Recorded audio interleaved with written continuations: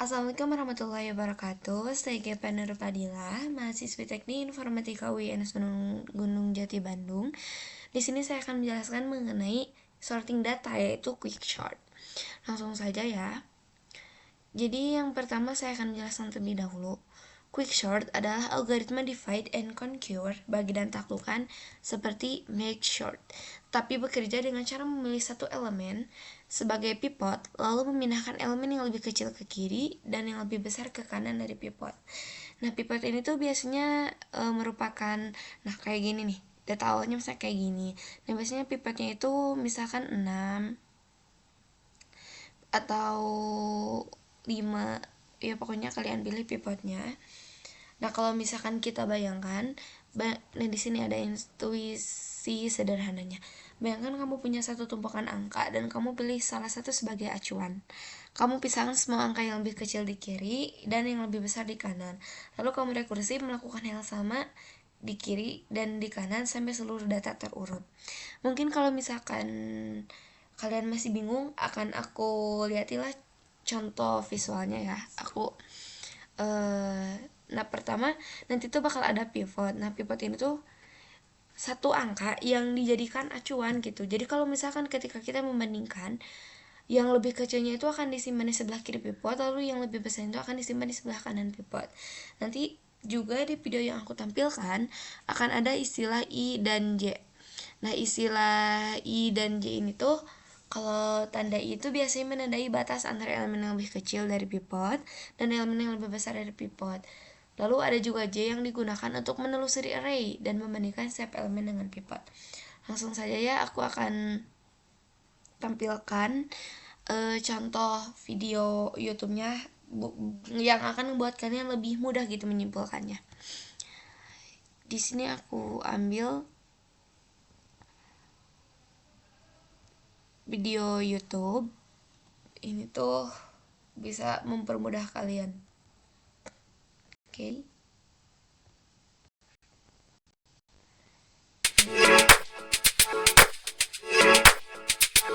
Ini ada 6, 10, 5, 3, 2, 4. Ini 6 lebih besar dari 4. Dia akan menelusuri di array. Kecil dari 4.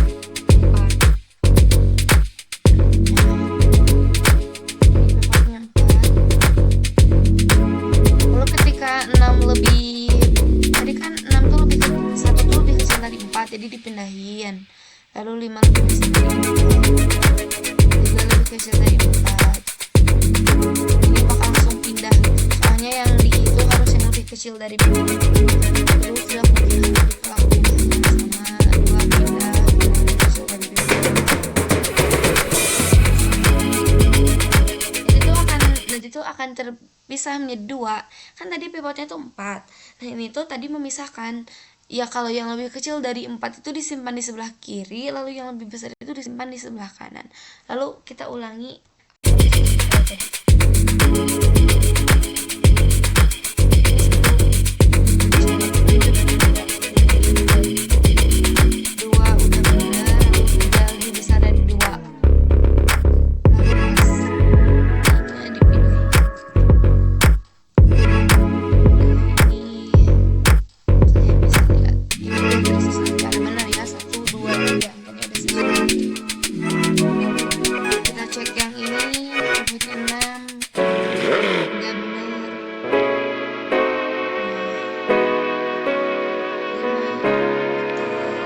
Jadi setelah kita seleksi dipisahin menjadi 2, cek lagi itu ilustrasi sederhana. Dan kalian masih bingung, bisa ditanyain aja di kolom komentar, karena meskipun aku ini adalah pembenahan tugas, tapi bisa juga untuk kita saling sharing bagi orang yang masih belajar kayak aku. Semoga aku bisa membantu. Nah, selanjutnya aku mau menampilkan salah satu codingan sederhananya ya, codingan C++ sederhananya. Contoh ketika kita aplikasikan ke dalam program C++ gitu, quick shortnya. Ini aku tampilkan aku pakai Visual Studio Code ya untuk mengaplikasiannya. Nah ini aku udah ketik, tinggal penjelasannya aja ya. Lalu aku udah running juga tadi, tinggal ya penjelasannya.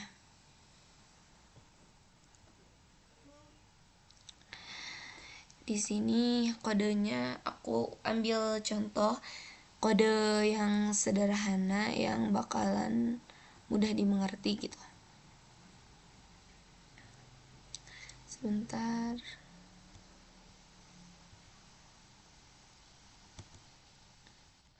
Ini kita tampil. Nah, itu pertama ada include your stream.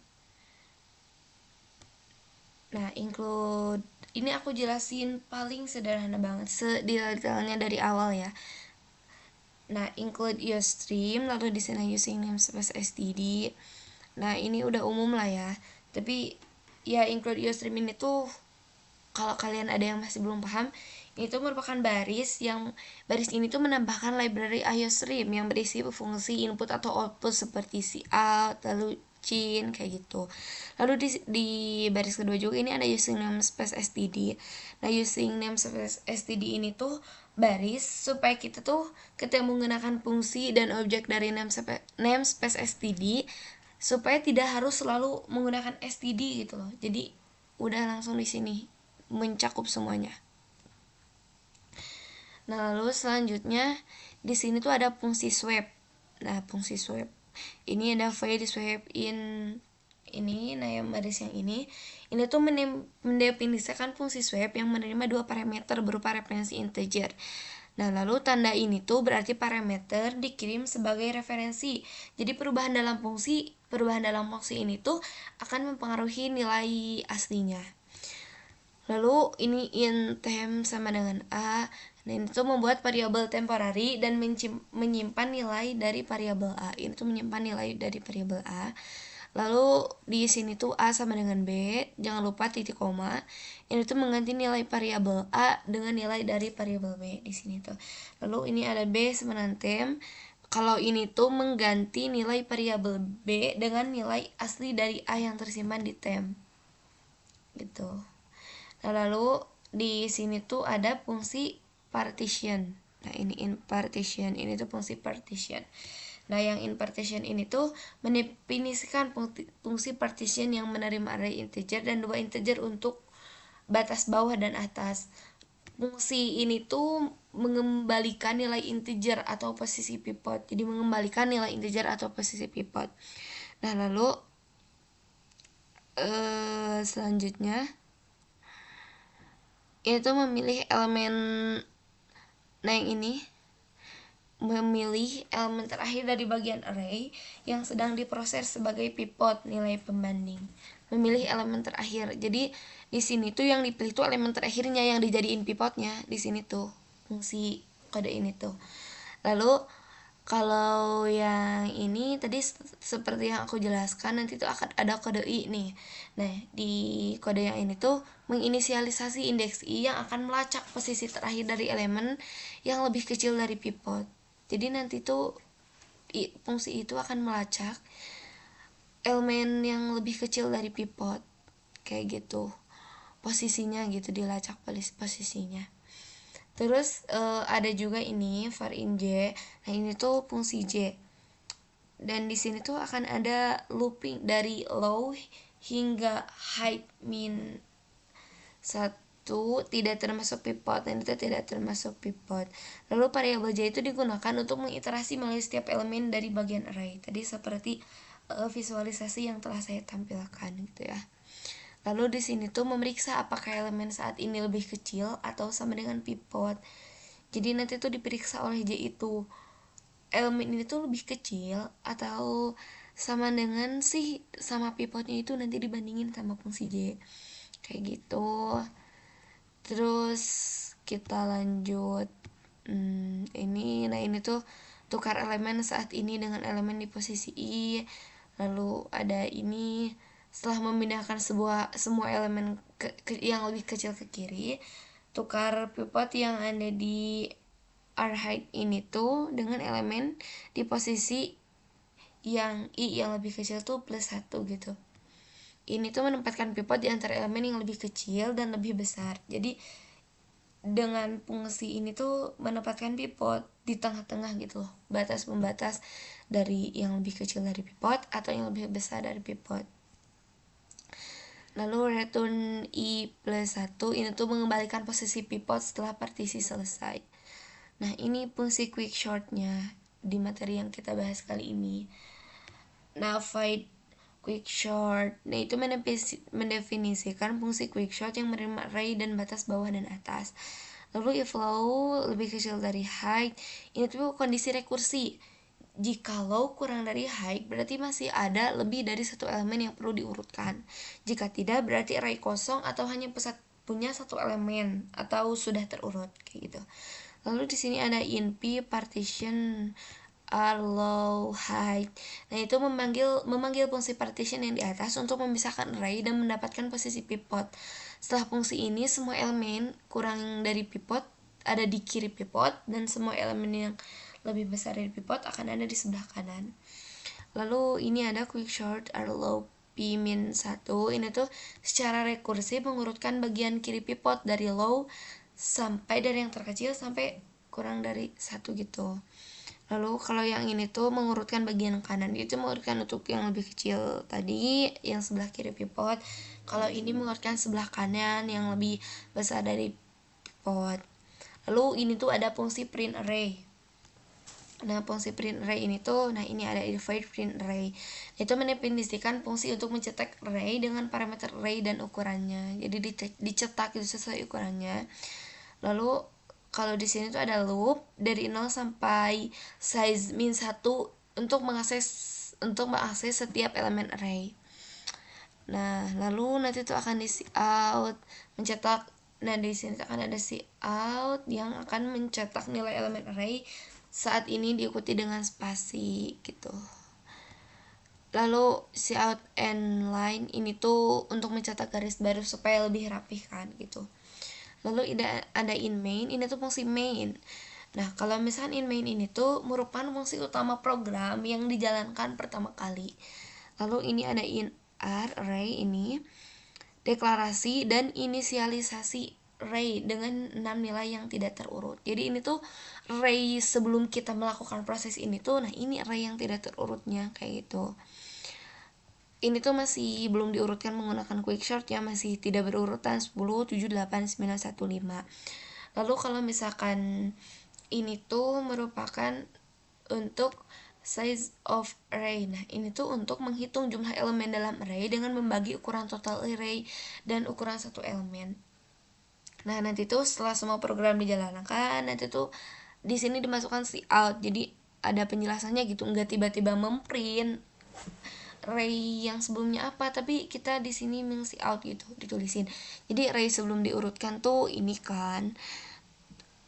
Lalu ada juga array sebelum diurutkan itu apa, terus di print, memanggil print array untuk menampilkan array sebelum diurutkan.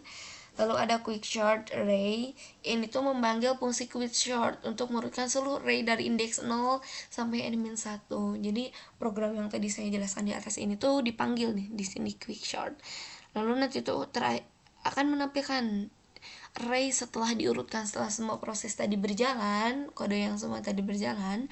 Nah, ini tuh akan di print, array akan memanggil nilai array setelah diurutkan. Seperti itu. Lalu return 0 mengakhiri fungsi main. Jadi semua program telah selesai.